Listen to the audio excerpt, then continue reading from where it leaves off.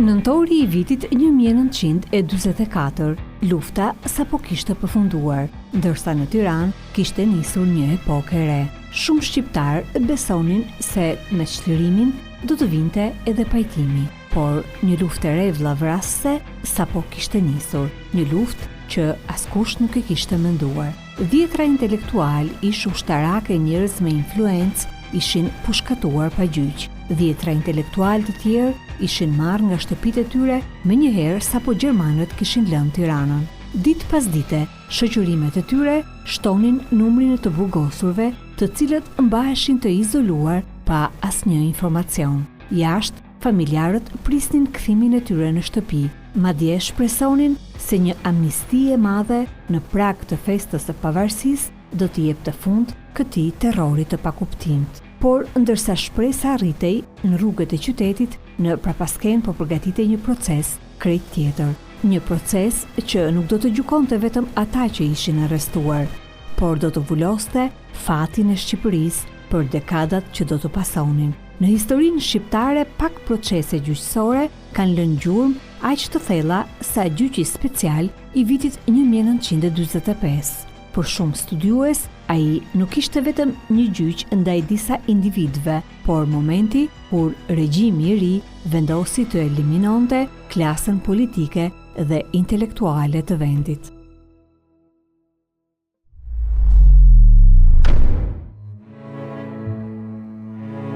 Studiuesi Josef Radi, njëkohësisht djali i gazetarit Lazar Radi, një prej të mbietuarve pas gjyqit special të marsit 1945, thot se kjo ngjarje ishte përcaktuese për shkallën e egërsisë që do të ushtronte diktatura në Shqipëri dhe mënyrën se si do të funksiononte sistemi i drejtësisë në 45 vitet e regjimit komunist.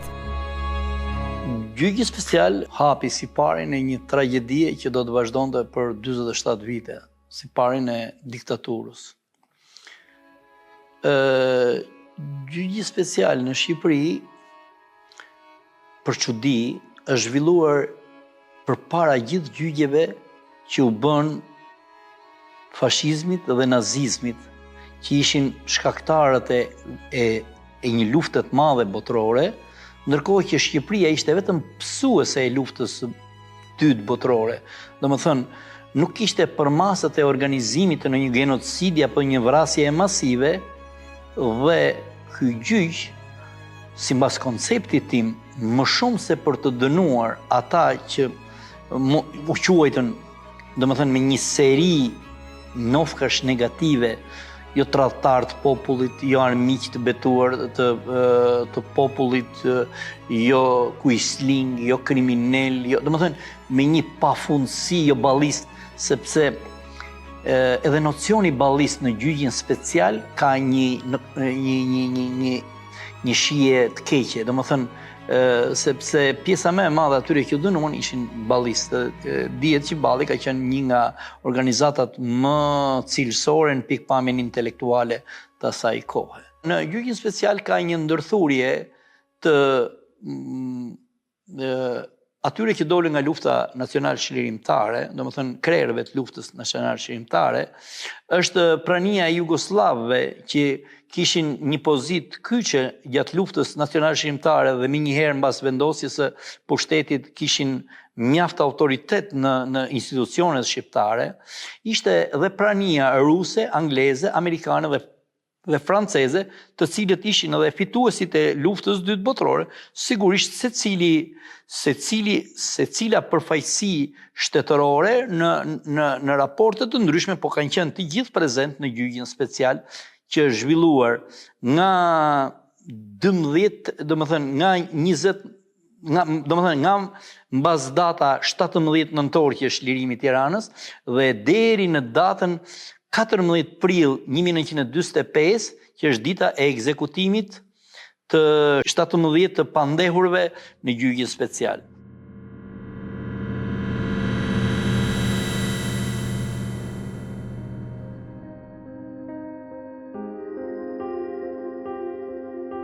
Ky libër me 140 faqe mban brenda tij kujtimet e një dëshmitari të rrallë, i mbijetuar i gjyqit special. Gazetari Lazar Radi e shkroi atë në periudha të ndryshme të jetës tij pas daljes nga burgu dhe e botoi pas rënies së regjimit komunist. Ai shërben sot si një pikë reference për gjithçka ndodhi në atë gjyq, nga arrestimet e Befta dhe Tinzare, menjëherë pasi komunistët hynë në Tiranë, pas tërheqjes së trupave gjermane nga kryeqyteti e deri në dhënien e vendimit final dhe disa ngjarje domethënëse mes krerëve të regjimit mbas këtij gjyqi.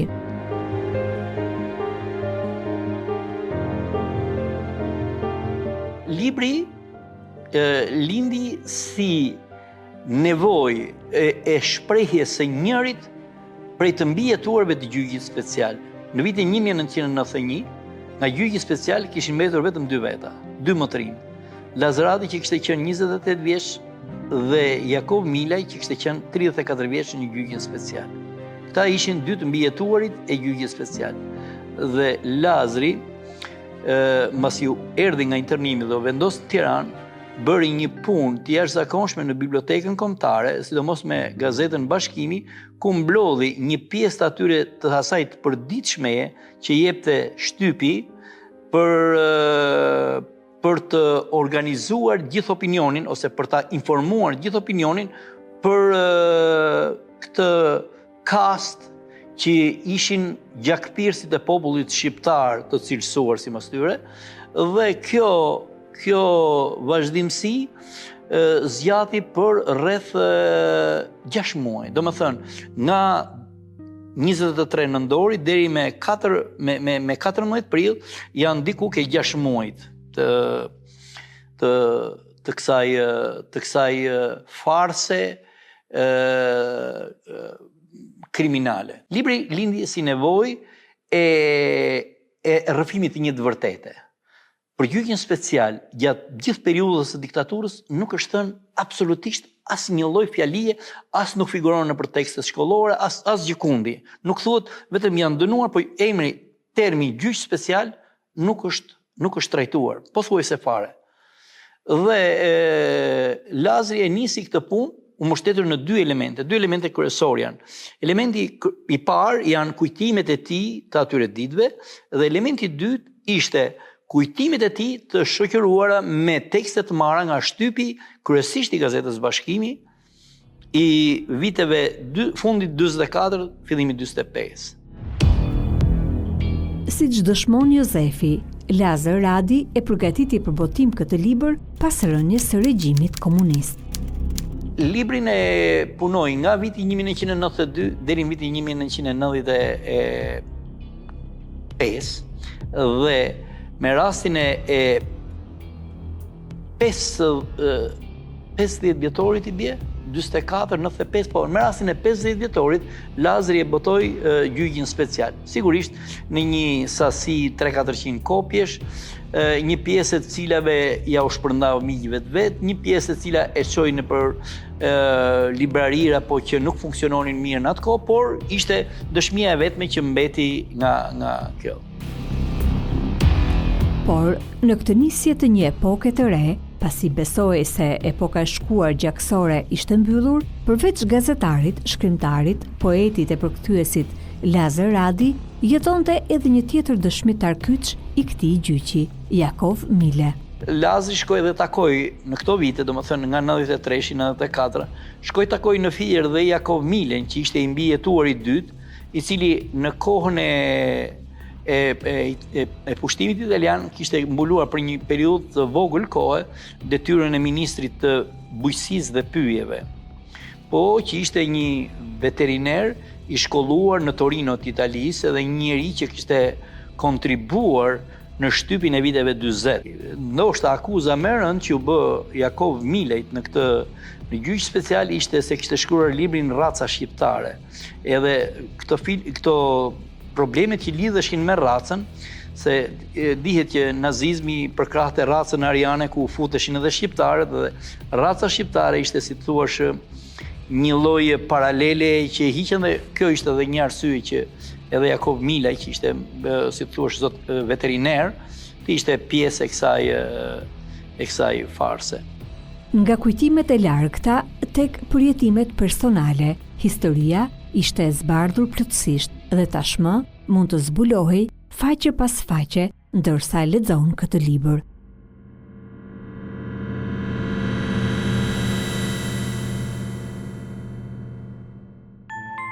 Ditën e arrestimit të tij, Lazar Radi e sjell me detaje të imta në librin e tij. Kishte parë 10 intelektual në ato ditë nëntori që partizanët shkonin dhe i merrnin me rropam në shtëpitë e tyre. Babai banonte aty ku është drejtoria e policisë, janë 4 pallatet e Lanës, ato të bardhët, ndërtuar nga italianët. Babai jetonte tek pallati i parë aty në katin e dytë. Edhe një shok i tij që ishte tashti me partizanët e përshëndet dhe i thot, "Hën Lazar, si je?" Mirë, thot, ja, kështu. Dhe mbas 2 orësh vijnë 2 partizanë edhe e marrin Lazar për një sqarim të vogël, dhe ai sqarimi i vogël mos ne vazhdoi për një periudhë gjatë.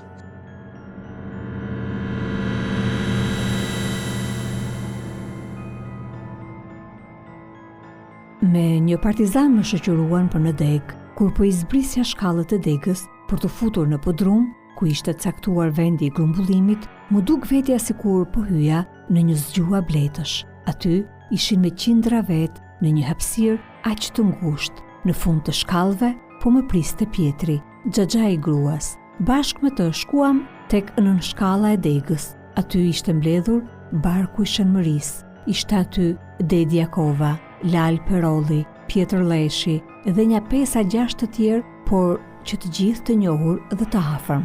Më hapën një vend, por ajo biruce në shkallëve ishte aq e ngushtë dhe e vogël sa nuk pranonte shtresa të tjera përveç të atyreve që kishin ardhur para meje. Ajo Zgabucino kishte një dritar të ngushtë që shikonte nga dera e oborrit. Prandaj mund të kontrolloje rehat kush hynte dhe kush dilte prej asaj porte. Ndërkohë, jashtë familjarët ishin përballur me një egërsi të pashpjegueshme të regjimit të ri.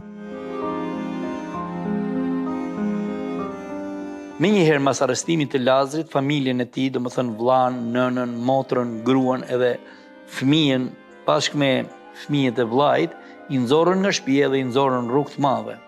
Edhe gjatë kohës që bëhesh gjyqje special, Lazari kishte një vajzë që kishte 4 muaj kur hyri në burg, dhe ndërkohë që zhvilloheshin seancat e gjyqjes special, vajza i ka vdekur, edhe e përmend edhe në gjyq që tek fjala e të pandehurit, ai kërkon që të merret në konsiderat që gjatë periudhës familja ka ngel rrugave edhe i ka vdekur dhe fëmia i vetëm, po ata nuk e morën as në konsiderat as këtë lloj detaj që ishte, si të thush, pjesë e zërtetës së gjyqjes special. Jozefi tregon se në këto ditë të turbullta, nëna dhe babai, 2 të rinj që sapo kishin nisur jetën me një foshnjë të porsalindur, do të duhej të përballeshin me një rrëbesh të fortë e të beftë, dhe nëna, me foshnjën pak muajshe, me njëherë pas arrestimit të Lazarit, do të mbetej mes 4 rrugëve në mëshirë të fatit. Nëna u martua në vitin në gusht të vitit 1943, dhe në nëntor të vitit 1944, nëna kishte diçka më shumë se një vit që ishte martuar, po kishin edhe një vajzë, domethënë që u kishte lindur në gusht, një vajzë 2-3 muajshe në nëntor. Ajo nxjerrja nga shtëpia menjëherë pas arrestimit të babait ishte një tragjedi, sepse problemi nuk ishte që i nxorën nga shtëpia dhe i futën diku tjetër, ngelën rrugë të madhe, dolën rrugë dhe s'dinin. Xhaxhai ishte me 2 fëmijë, babai ishte me 1 fëmijë, nënën e kishin 2 vjetër, motrën e kishin pa martuar, dhe ata sistemuan vetëm xhaxhan sistemuan. Gjyshja me gjithë vajzën u detyruan të ikin në Durrës, ku kishin banuar më përpara, kurse nëna ngeli midis 4 rrugëve dhe u detyrua të shkojë të kthehet ke Ijati. Kthehet ke Ijati, ata sepse ndërkohë edhe nënës i kishin arrestuar xhaxhan. Domethënë, edhe i kapi një terror familjar dhe praktikisht nëna u kthye dhe punonte tek nusja e Xhaxhait, domethënë nusja e Xhaxhait, por nusja e vllait të Lazrit, domethënë Xhaxhai ton, ajo punonte si rrobaqet pse ishte me origjinë kroate dhe meqense jugosllavët ishin në qarkullim, si thuash, gjeti një lloj strehe për të futur kokën. Ndërkohë që në Nebi endeshin në mëshirë të fatit, në kërkim të një strehe për të futur kokën, në paraburgim, Lazri kalon të ndërmend skenar të merri që mund t'ju ndodhnin gjithë intelektualëve si ai të burgosur. Në bodrumet e degës së Tiranës, njerëzit qëndronin si në një koshere bletësh. Sado ngadalë që flisnin njerëzit, bashkimi të gjithë atyre peshpëritjeve kthehej në një zuitje të vërtetë. Ne pothuaj që të gjithë nuk ishim as pak të vetëdijshëm se çfarë po ndodhte rreth nesh, po manipuloheshim nga duar të dyshimta shqiptarësh dhe nga duar kriminale jugoslavësh. Por ajo që ishte më e çuditshme për ne ishte se asnjëri nga ne nuk ishte i vetëdijshëm për atë që po gatuhej në kazan. Ishte fakt se gjindeshim ndërduar karrieristësh të dyshimt. Isha i bindur, pa ja thënë askujt, se jeta jon varej në një fije floku. Një urdhër makabër i dhënë nga shqiptar të pavetëdijshëm, të komanduar nga emisari jugoslav, do të ishte i mjaftueshëm për të bërë masakër mbi të gjithë ne. Një urdhër i mbrapsht do të ishte i mjaftueshëm edhe për një eliminim në masë të shumicës prej nesh, që ishim grumbulluar ndër ato bodrume të errta.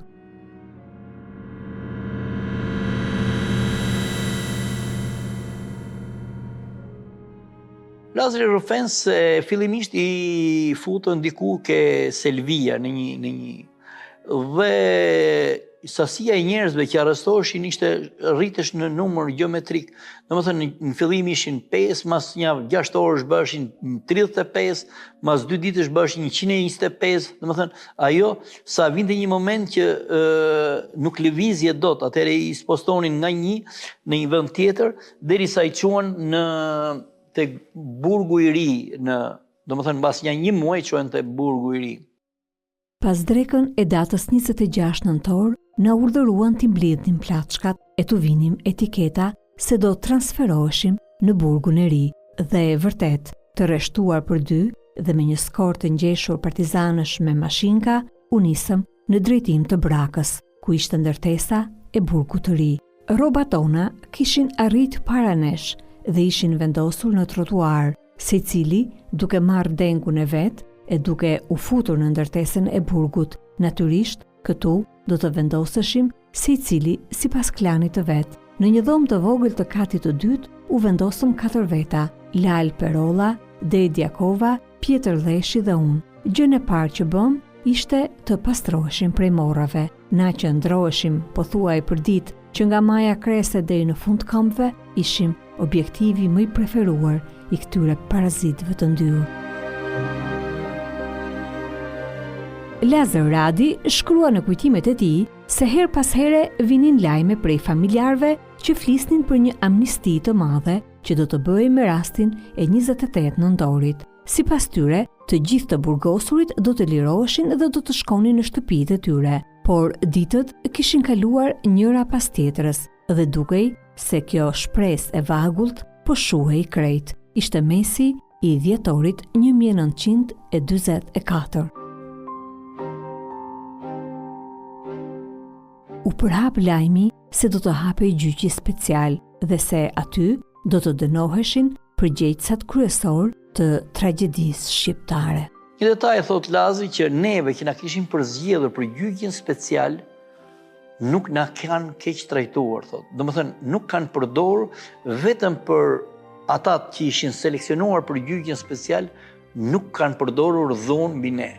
Për të tjerët që ishin për gjyqje të tjera, është bërë një dhunë e pamëshirshme, bile na kapte terrori ne, thoshte Lazri në ato rrëfimet e veta, kur dëgjonim që në dhomën tjetër për shembull përdoresh një dhunë kafshërore me drunje, me hunje, me gjitha llojet e makabriteteve.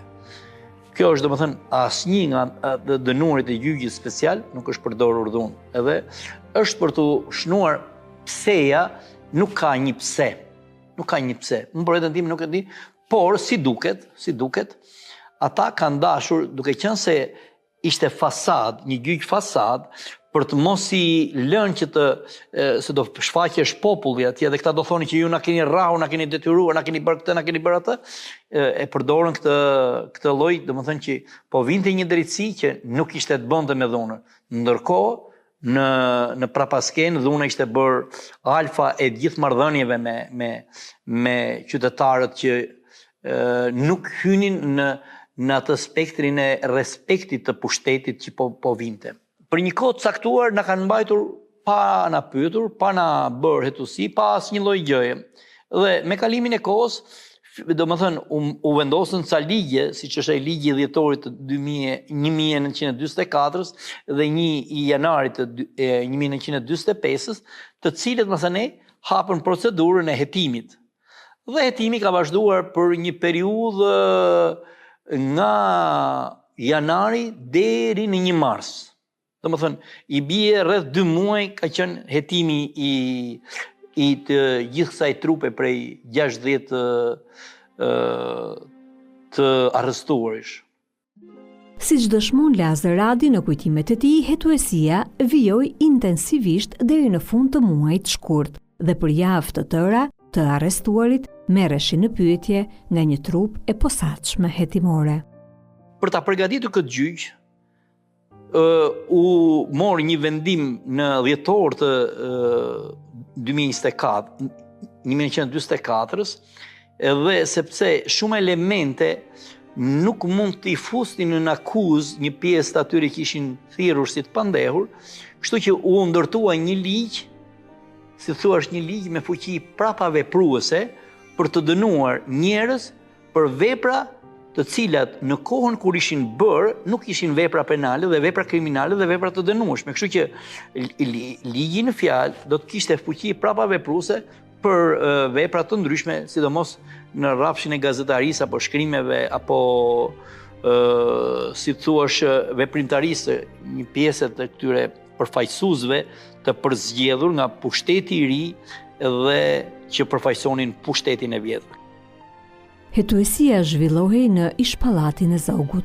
Aty, një grup njerëzish prej 10 a 12 vetësh, përfaqësues të gjithë organizatave shtetërore e parashtetërore, do të formonin trupin e hetuesisë. Për të pyetur kishin të drejtë që të gjithë ata që bënin pjesë në trupin hetimor e që pak a shumë përfaqësonin të gjithë organizatat shtetërore dhe parashtetërore.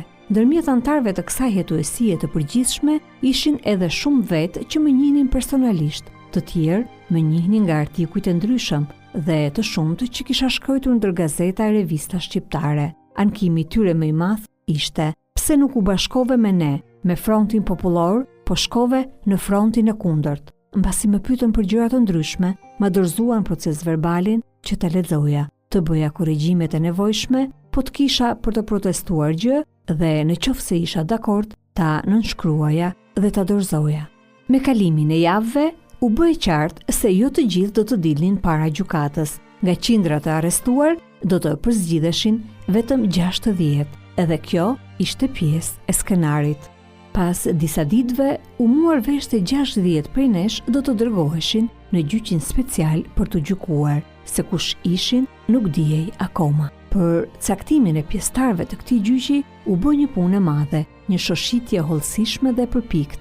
Në atë gjyq mendohej të përfaqësoheshin të gjithë kategoritë. Aty do të kishte nga ata me përgjegjësi tepër të madhe e deri tek ai që pa vetëdijshëm ishte përfshirë në atë vorbull, në atë katastrofë të përgjithshme.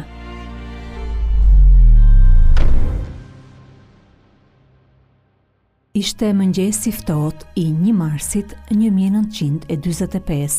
Herët në mëngjes ne njoftuan të bëheshim gati për të dalë në gjyq. Dita e parë e marsit. Këtë ditë fillonte t'i hapte dyert e veta gjyqi special, i cili për 1 muaj e gjysmë do të terrorizonte të gjithë popullin shqiptar dhe do të gëzonte partizanët serb në Bihać. Na njoftuan që të visheshim mirë dhe të bëheshim gati për të dalë në gjyq. Ishte një mëngjes i ftohtë dhe i padiell. Kishe përshtypjen sikur edhe vetë qielli donte të merrte pjesë në dhimbjen, në fatkeqësinë, në kobin, në masakrën që do të vihej kuror mbi kokat tona prej turku, të futur aty për të dhënë llogari. Po ruheshim, po visheshim me gjërat më të mira që kishim. Kush më mirë e kush më keq, dukeshim si dhëndrur, thellë në shpirt, sikur na rëndonte një peshë e rëndë, misterioze e kopshme. Pa e parë Gjokundi, na rëndonte mbi zverk si një shpatë e rëndë, e ftohtë kërcënuese, në atë mëngjes plakash, fund dimri, qëndronte pezull dhe vazhdimisht kërcënues mbi zverkun ton. Gjyqi filloi me 1 mars 1945 dhe vazhdoi deri me 14 prill 1945. Janë 45 ditë, se marsi marsi ka 31 ditë, edhe 14 bëjnë 45 ditë, ka qenë seanca të përditshme nga 4-5 jashtorë për secilin atje. Fakti është që nuk është provuar asnjë akt kriminal i asnjërit prej të pandehurve. Nuk është vërtetuar që ka vrarë me dorë të vet ose ka dhënë urdhër për të vrarë. Gjyqi special ishte palestra e parë ku do të zhvilloheshin provat solemne të krimit komunist në Shqipëri. Në Tiranë dhe në gjyq po merrnin pjesë edhe të huaj, sidomos vëzhgues aleat, vëzhgues të misioneve anglo-amerikane që ndodheshin në kryeqytet. Për interesa politike, ky gjyq do të përpiqej të ruante deri diku objektivitetin, gjoja të ruante normat e drejtësisë. Duke qenë se gjyqi ishte ngjyrosur në mënyrë spektakolare. Për shembull, silleshin me makinë edhe futeshin në rresht ku ishin përgatitur turmat e njerëzve që i shtynin, i pshtynin edhe ju këndonin atje, domethënë, për shembull, është e famshme tradhtarët Porsimiu i dënon Bedris Pahiu, për shembull, është këndohesh këngë, kupton? Mblidheshin edhe fëmijët e shkollave të gjithë, edhe në këtë në salla ishte e zgjedhur Kinema Kosova, që ishte teatri kombëtar, më pas ishte e mbushur në rreshtin e parë, ishin vendosur nënat e dëshmorëve, në rreshtin e dytë ishin vendosur oficer, në rreshtin e tretë masani, po ishin përzgjedhur nga të gjithë kategoritë sociale dhe vetë diktatori ishte pjesëmarrës i her pas hershëm në tribun, në ndjekjen e seancave të gjyqit, po njëkohësisht ishin edhe këto ambasadat, si thonë shërbimet përfaqësitë konsullore ose përfaqësitë e ambasadave që ishin në pjesën e sipërme që kanë ndjekur gjatë gjithë kohës gjyqin.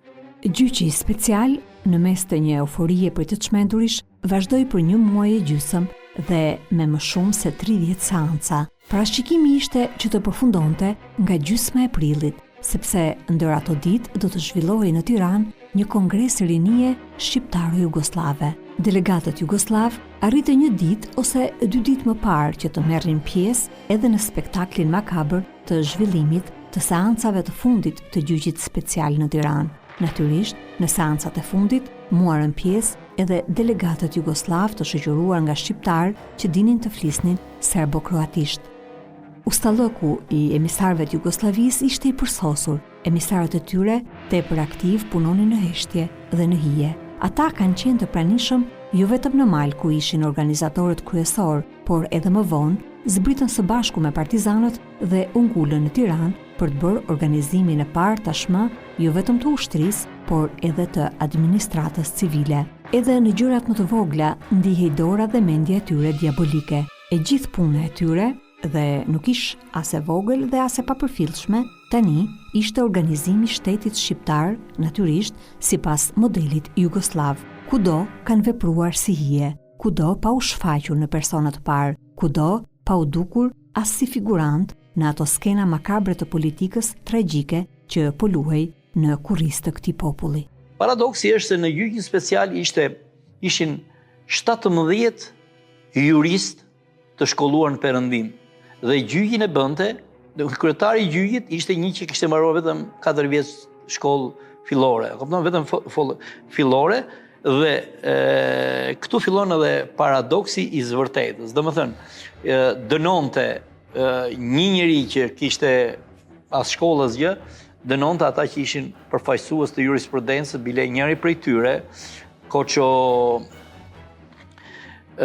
Tasi, Koço Tasi, kishte qenë legjislatori i njohur, ai kishte bërë dhe të drejtën penale dhe të drejtën, mos gaboj, dhe të drejtën civile, në kodin penal dhe të drejtën penale. Njëkohësisht ishin edhe mjaft përfaqësues të shtypit, për shembull. Kishin personalitete si Samim Visoka, Jakov Milaj, Lazar Radi, ishte Masar Sopoti, ishte Mihal Zallari, ishte Akile Tasi, që ishin gjithë njerëz të lidhur me shtypin edhe me gazetarin, do më thënë njerëz që në një farë mënyre nuk kishin as lidhje me luftën dhe as lidhje me krimin. Kishin lidhje me, si thua, me një lloj sensin e propagandës, por që propaganda ju kthye, si thua, në një lloj akti kriminal, që një pjesë e tyre do të merrte edhe jetën. Për 45 ditë me radhë, seancat vazhduan njëra pas tjetrës. Të pandehurit u përballën me akuza, dëshmi dhe një proces që sipas shumë studiuesve kishte marrë drejtimin e tij që në ditën e parë, por momenti më i rënd ende nuk kishte ardhur. Në gjyqin special ka qenë edhe Bari Omari, i cili përfaqësonte ballin kombëtar. Bari Omari kishte jetuar si antizogist në Austri, kishte qenë në Vatër, kishte patur kontribute, po të njëjtën gjë ka patur dhe Aqif Përmeti, që ka ardhur me forcat e tij në shpallin e pavarësisë dhe shpallin e shtetit shqiptar mbas 1920-s, edhe ata që kishin elemente të dukshme të patriotizmit dhe të dashurisë u cilësuan si tradhtar dhe u kaluan në. Por të ndalojmë pak te figura e Bari Omarit, të cilit motra i shkon dhe i drejtohet të vllajt që ishte diktatori dhe i thot: "Aman, të lutem të ma falësh." Thot: "Nuk është në dorën time, thot, është në dorën e Koçizozës." Ndërkohë që Koçizoza thot: "Ai më ka dhënë urdhër që ta vras."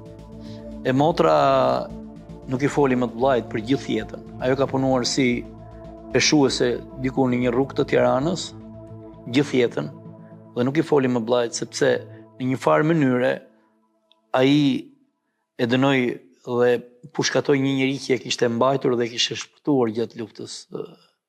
Domethënë qëndrimin e tij në Tiranë ai kishte bazuar tek familja. Edhe është ajo fjala e famshme që nëse s'do vras atë, nuk mund t'i vras ata të tjerët. Që është pjesë dhimbshme e kësaj tragjedie, domethënë. Duke vrarë atë, ai hapi rrugën e kishte më të kollajt që të vriste çdo tjetër. Gjithë pjesët nacionaliste u bën, si thuash, target në këtë gjyq special, në mënyrë të veçantë balli kombëtar. Të gjithë pjesëtarësit, pjesa më e madhe atyre që u dënuan me vdekje ishin përfaqësues balli kombëtar dhe që u dënuan më rënd. Pra, balli kombëtar që kishte kontribute relativisht të dukshme në luftën nacionale shqiptare, jo vetëm ju me mohua ajo, po u konsideruan si tradhtar dhe ata u vuan në indeksin, sepse duke qenë se ishin një organizatë mjaft intelektuale dhe duke qenë se kjo klasë që po vinte për të marrë pushtet kishte pak lidhje me intelektualizmin, ata duhet të ishin të parët që dënoshin me masat që mos rrezikonin më marrjen e pushtetit në këtë vend. Për t'i dhënë procesit pamjen e një gjykimi të rregullt, të pandehurve ju caktuan mbrojtës ligjor. Në letër, çdo garanci procedurale dukej se ishte respektuar, por në praktik roli i avokatit do të mbetej thuajse formal. Në gjyqin special ishin edhe 10 avokat të njohur, avokatët më të njohur të Shqipërisë, të cilët në një kohë të mëpasme pjesa më e madhe e tyre ose u dënuan ose u pushkatuan edhe ata, domethënë, por meqense ishte fillimi u përdor kjo fasada e të qenit të mbrojtur dhe fjala e avokatëve në asnjë rast nuk u lehtësoi barrën klientëve të tyre, domethënë të pandehurve. Pra, në gjyqin special, pozita e avokatit u kthye në fasadë. Kjo është një element që vlen të theksohet, sepse diktatura presupozon që bën drejtësi dhe çfarë bën? Shkatron institucionin e avokatit, që është një mbrojtës ligjor i një pale dhe duke lënë të pambrojtur, ti në një farë mënyre nuk artikulohesh mirë juridikisht, çdo i pandehur i kësaj bote, përballë ligjit edhe përballë një prokurori ose një gjykatësi që janë të sofistikuar në njohjen e ligjit, një njeri thjesht nuk ka fuqi reale për të mbrojtur. Por gjykatësit dhe prokurorët e komunizmit presupozonin që ata bënin drejtësinë. Ata mendonin vetëm për drejtësinë. Ndërkohë që ajo drejtësia e tyre ishte thelbi i një padrejtësie që zgjati më shumë se gjysmë shekulle. Një detaj që vlen të nënvizohet nga gjyqi special është edhe fjala e Koltromarës. Koltromara ishte nga Korça, kishte jetuar një pjesë të madhe të jetës në Amerikë, edhe i tha Koltromara, tradhtari i adheut dhe armiku i popullit. Tradhtari i adheut dhe armiku i popullit jeni ju, tha. Koha do ta tregoj këtë kush është armiku i vërtet i popullit shqiptar. Ndërsa seancat po shkonin drejt fundit, fati të pandehurve po bëhej gjithnjë e më i qartë. Tashmë nuk diskutohej më vetëm për fajsinë apo pafajsinë e tyre, po afrohej momenti kur prokuroria do të kërkonte dënimet që do të vulosnin fatin e 10 njerëzve.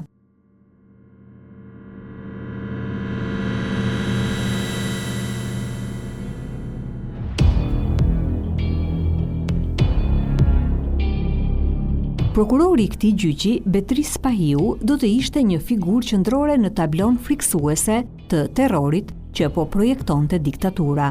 Aq i devotshëm do të ishte ai në këtë gjyq sa vite më vonë do ta dënonte vetveten publikisht. Lazar Radi në librin e tij e vendos edhe pendimin e këtij prokurori, por në radhën e ngjarjeve ai pendim shpaloset pak më vonë. Radi shkrua në librin e tij për pretencën që Betris Pahiu shpalosi para gjyqit special. Prokurori kërkon dënim me vdekje për 23 kriminal lufte, kërkon 30 vjet burg për 9 të akuzuar, kërkon nga 15 vjet për 6 vet, kërkon burgim të përjetshëm për 8 të akuzuar të tjerë, burgim për 12 të akuzuar, kërkon 5 vjet burgim, po kështu për 6 të akuzuar, për 2 të akuzuar kërkon pafajsinë. Betris Pahiu, që në një farë mënyre ishte mjaft i artikuluar si prokuror i gjyqit special, gjë që masi ra nga fiku po e quajmë ne, ai i vetmi që ka deklaruar publikisht që në gjyqi special është pesha më e madhe në ndërgjegjen e jetës tij. Domethënë atë që e bëri me zell të madh, u detyrua ta rikthej, po rikthimi më s'kishte sepse konsekuencat e atij gjyqi lanë gjurmë të pashlyeshme në historinë dhe historinë tragjike të inteligjencës dhe intelektualëve shqiptarë.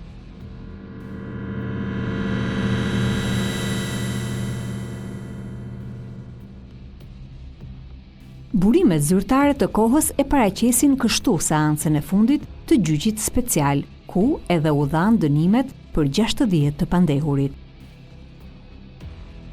E premte 13 prill 1945, gjyqi special shqyrtoi vendimin kundër kriminalëve të luftës dhe armiqve të popullit.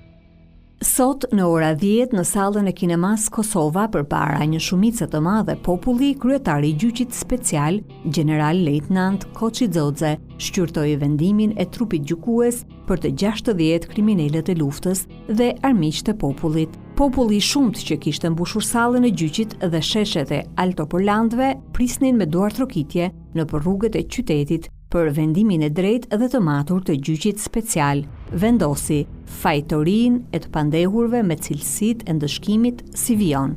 Ndëshkimi me vdekje të kriminalëve të luftës: Fejzi Alizoti, Terenc Toçi, Aqif Përmeti, Gustav Mirdash, Konstantin Kote, Hilmi Leka, Reshit Merlika, Beqir Valteri, Javer Hyrshiti, Dik Cami, Ismail Golemi, Zef Kadarja, Tasim Bishqemi, Shqyqyri Borshi, Daud Çarçani, Kolt Romara, Bahri Omari, Qemal Vrioni dhe Tefik Mborja.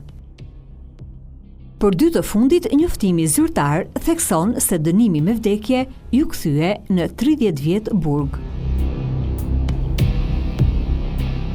Qemal Vlioni, duke u dorëzuar mrena afatit, përfiton nga shkaqet lehtësuese dhe ndëshkimi me vdekje i kthehet në burgim të përjetshëm. Tefik Mborja, mbas rënies së kabinetit të Shefqet Verlacit, që në vitin 1941 është tërhequr kryekëput nga jeta politike, ndëshkimi me vdekje i kthehet në 30 vjet burg.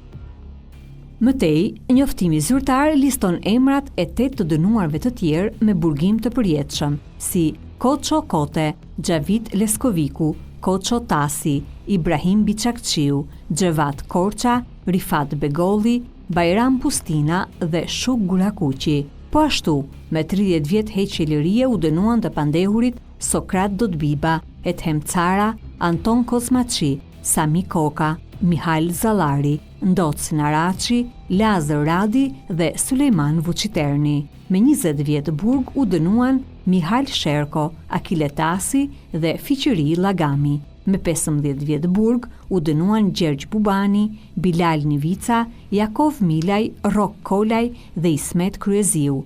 Me 10 vjet burg u dënuan Rok Gera, Rifat Tartari, Vangjel Goxhomani, Nedim Kokona dhe Ihsan Libohova. Me 5 vjet burg u dënuan Emin Toro, Mahmud Golemi, Manush Peshkëpia, Zef Benusi dhe Zia Bejleri. Sami Visoka u dënua me 3 vjet burg, ndërsa Luiq Filaj, Dedi Jakova, Abedin Çiku, Abdurrahman Telqiu dhe Zef Shiroka u liruan. Gjatë pushkatimit të këtyre dy gjyqjes special, Fejzi Ali Zoti, me atë sharrimin që u bën me automatik ta, Fejzi Ali Zoti mbeti gjallë, a kupton? Dhe Fejzi Ali Zoti u ngrit në këmbë dhe tha, në bazë të ligjeve ndërkombëtare, mua më falet jeta. Ashtu i tha Bedris Pahiu dhe nxori pistoletën nga xhepi dhe ja numëroi në ball Fejzi Ali Zotit. Njoftimi për pushkatimin e 17 të dënuarve jepet kështu në shtypin e kohës. Drejtësia e popullit ra pa mëshirë mbi kriminalat e luftës, po mbyllen faqet e tradhtisë. Kryesia e Këshillit Antifashist në mbledhjen e pardjeshme refuzoi kërkesën për mëshirë që kishin paraqitur të 17 kriminalat e luftës të dënuar me vdekje nga gjyqi special i kryeqytetit. Pas këtij refuzimi, dje në drek, ora 19:15 të 17 të dënuarit me vdekje u ekzekutuan. Të ekzekutuarit janë këta: Fejzi Ali Zoti, Terenc Toçi, Aqif Përmeti, Gustav Mirdashi, Konstantin Kote, Hilmi Leka, Reshit Merlika, Beqir Valteri, Javer Hyrshiti, Dik Cami, Ismail Golemi, Zef Kadarja, Tasim Bishqemi, Shqyqyri Borshi, Daud Çarçani, Kolt Romara dhe Bahri Omari. Unë jam një nga të 60-tët që u dënuan nga ky i ashtu quajtur gjyq special. U dënova me 30 vjet burg, dënim i rënd, sa atmosferë rënd, mbytse, ishte ajo e kohës së zhvillimit të gjyqit. E kishim të qartë se kishim të bënim me kriminala, autentik e me njerëz të egzaltuar e të dehur nga një fitore e dhuruar, nga armiku ynë shekullor, nga komunizmi serb. Në gjyqin special po gjykonin njerëz të egzaltuar, njerëz të dehur nga fitoria. Nga njerëzit të dehur mund të pritet çdo gjë, më e pakta dënimi me vdekje. Dënimi me vdekje ishte thjesht një fjalë goje. Një kusht i kisha vënë vetes, të dali gjallë nga burgu. Breznit e ardhshme duhej të mësonin realisht se çfarë pësoi ky popull heroik në thundrën e sundimit komunist. Nëse do të ta përkufizojmë gjyqin special, është se një nga ajo, domethënë për ta bërë në rrafshin e spektaklit, ishin se u përdorën të gjitha masat e dënimeve deri te falja, për shembull, deri tek nxorën një të pafajshëm, 2 me plotësim afati, domethënë me dënimi dënuan 6 muaj ose 1 vit dhe dolën, edhe pjesa tjetër u dënuan 1, 3, 5, 10, 20, 30, burgim përjetshëm edhe pushkatim. Domethënë, janë 17 të pushkatuar, domethënë sasia e pushkatuarve ishte pothuajse 1/3 8 ishin me burgim përjetshëm edhe 10 ishin me burgim 30 vjeçar. me burgim 30 vjeçar hynte edhe Lazar Radi që ishte më i riu dhe që në një farë mënyre posa kishte mbaruar shkollën dhe vetëm 2 vite kishte që ndodhesh në Shqipëri mas studimeve. Pavarësisht peshës së krimeve pas daljes nga lufta e dytë botërore, Gjermania naziste u përball në gjyqin e Nurembergut me një gjykim shumë herë më të lehtë se masat e dhëna nga gjyqi special në Tiranë, pasi kishin arrestuar në Tiranë qindra intelektual nëntorin e 1944-s, duke akuzuar shumë prej tyre pa të drejtë si kriminal lufte, gjyqi special do të jepte 17 dënime me vdekje, në një kohë që në Gjermani, vendi që kishte shkaktuar luftën e dytë botërore, do të dënonte me vdekje në gjyqin e Nurembergut vetëm 11 të akuzuar. Nëse nisemi nga mënyra e trajtimit në paralel të ngjarjeve historike, gjyqi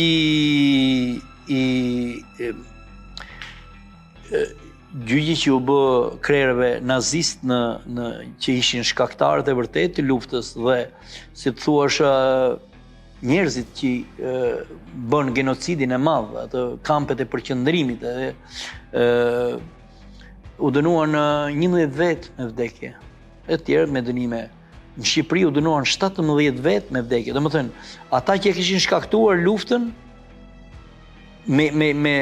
domethënë që ishin përgjegjësit kryesor, u dënuan 11 vet. Në Shqipëri 17 vet. Kjo mënyrë e shproporcionuar e dënimit ishte, si thuash, sinjali që po afrohesh një kohë relativisht e egër dhe si thotë edhe Lazri, gjyqi special u bë shkolla e gjykimit për 45 vitet e më pasme. Domethënë, shumë njerëz që kanë marrë pjesë në gjyqin special më pas u bën gjykatës dhe etalonin e përdorur në atë gjyq e përdorën ata në vazhdimsi në vitet në vijim. Procesi u ndoq nga afër edhe nga diplomatët e huaj të akredituar në Tiranë. Megjithatë, në dokumentet dhe dëshmitë e kohës nuk rezulton ndonjë reagim publik ndaj mënyrës se si po zhvillohej gjyqi. Ky është një prej kapitujve që vazhdon të ngrej pikpyetje edhe sot. Ky gjyq u zhvillua në prani të gjitha ambasadave të huaja dhe asnjëra prej tyre nuk i tërhoqi vërejtjen pushtetit të ri që po te i kalonte një mas të dënimit edhe një mas me një procedurë jo fort të rregullt, duke e legjitimuar këtë mënyrë dhe këtë spektakël. Do me thënë, nuk është vetëm një dëshirë e atyre që bën luftën për të marrë pushtetin, po ishte edhe një dëshirë e atyre që e mbështesin marrjen e këtij pushteti, edhe duke abuzuar dukshëm me krimet që u atashuan kësaj pjese intelektuale. Qëndrimi përfundimtar i shërbimeve të huaja lë për të dëshiruar sepse duke sikur ishte arritur një marrëveshje që Shqipëria jo vetëm do të mbetesh nën komunizëm, se nën komunizëm nuk është se mbeti Shqipëria, mbetën një seri vendesh të Evropës Lindore, por do të kishte atë komunizmin më të egër, më të ashpër dhe siç e kam theksuar dhe në vende të tjera, një popull të vogël e njëjta dhunë nuk është e barabartë me dhunën të një popull i madh, se një popull i madh e akumulon, e amortizon dhunën. Në një popull të vogël dhuna bëhet e dukshme edhe e prekshme edhe për atë fëmijën e vogël që nuk pati fat të jetonte, sepse ishte dhuna e shtetit që e solli edhe vdekjen e një fëmije të vogël ose pra dalim që kishte një konsensus për diktaturën në Shqipëri të habitshëm midis lindjes edhe perëndimit. Edhe perëndimi në gjyqin special u bë njësoj, si Jugoslavia, si Rusia.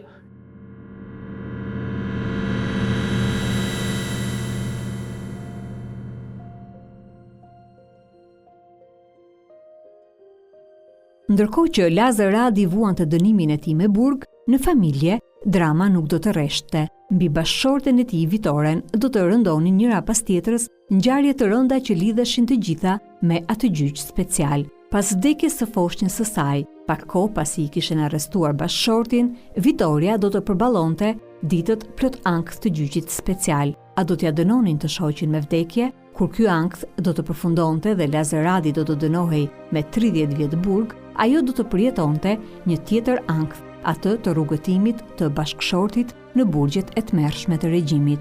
Por saga e ngjarjeve të rënda për të nuk do të përfundonte këtu. Regjimi do të arrestonte edhe vetë Vitoren.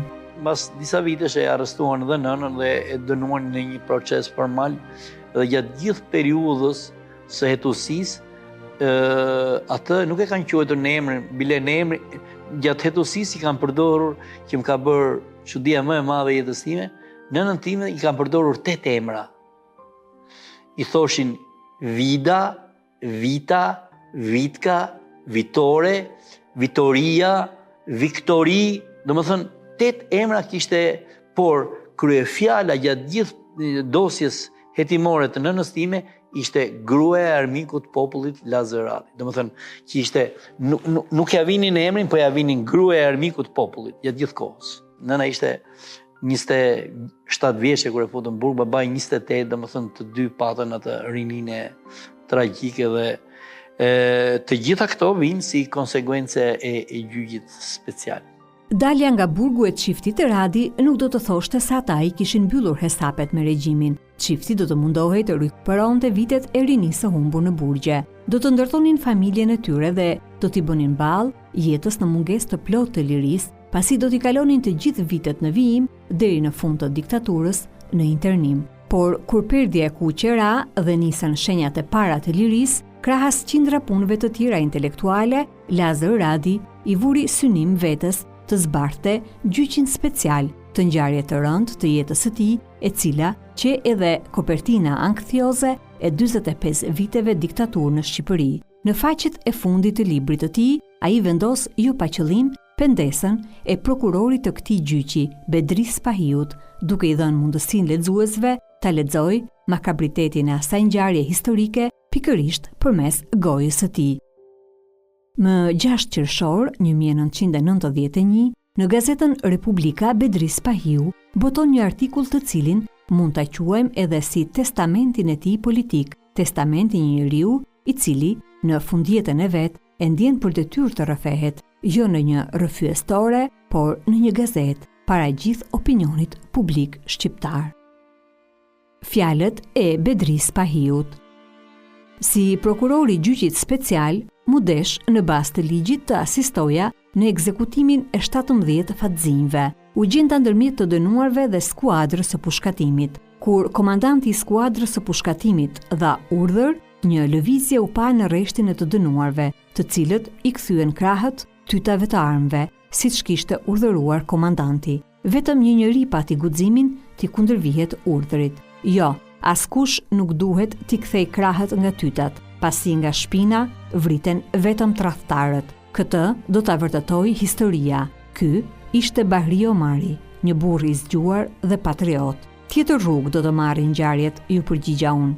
Disa nga ata nuk dëgjuan, kurse të tjerët më besuan amanetet e tyre. Midis këtyre të fundit, Javer Hyrshiti dhe Tasim Bishqemi kërkuan që të ruhej paprekshmëria e familjes dhe e fëmijëve të tyre. Unë u thash dhe i garantova se familjet të tyre do të kishin në Shqipëri, po ato të drejta që do të kishin të gjithë banorët. Se sa besuan në këto slogane të prokurorit të gjyqit special, një perëndi e di, por ngjarjet u zhvilluan në një mënyrë të tillë që përgënjeshtruan deklaratat e mia dhe turpëruan deklaruesin dhe gjithë ata që pretendonin se ishin ndërtues të një Shqipërie të re e të lumtur njerëzore.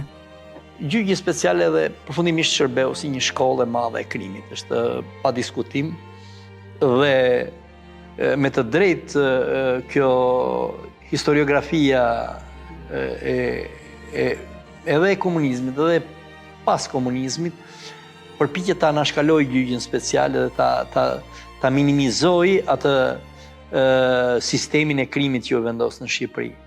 E vërteta është që gjyqi special meriton të studiohet edhe të bëhet, si thuash, modeli i një të keqe që do të shumëfishohej në mënyrë progresive në jetën shqiptare dhe do sillte produkte relativisht tragjike edhe të pariparueshme.